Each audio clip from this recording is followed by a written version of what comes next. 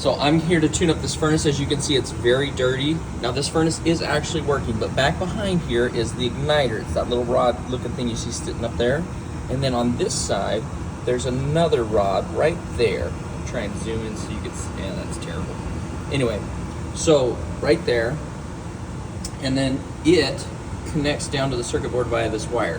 What happens is when it lights, it's gonna light from here across, and then this particular piece is gonna feel the heat and say, oh, I feel heat, send a message down. That's gonna keep the gas flowing through this gas valve here.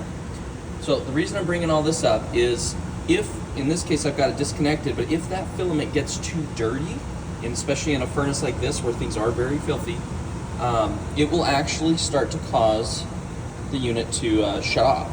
So I want you to see what that looks like. The furnace right now has been triggered, so I'm just waiting for that to restart. So exhaust fan's gonna come on, make sure the air in here is nice and fresh. That moves a little diaphragm over here that says, oh, fan's on, we're good to move on. And then down here, that igniter is gonna glow nice and orange in just a moment.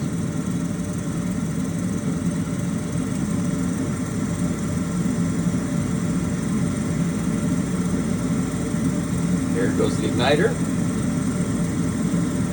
And then it's gonna light. You'll usually hear it click when the gas turns on. There it goes, see it lit.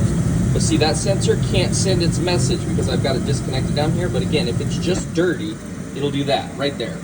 So it just told the furnace, hey, I don't feel the heat, so it's not gonna work. So all you have to do is you gotta come down here. There's one screw right there. You gotta take that out and you just clean that. I usually recommend using something like steel wool because that's just keeps it nice and clean. I've seen people use sandpaper. If you do, use very fine grit, because if you scratch it up, then it's gonna get dirty faster. So clean that up. See here, it's gonna try again. Boom. Tries to send the message. It's not getting through, it doesn't work. And then it shuts back down. So now in this one's case, I'm gonna go ahead and reconnect this right here. Let's see if I can do this with one hand.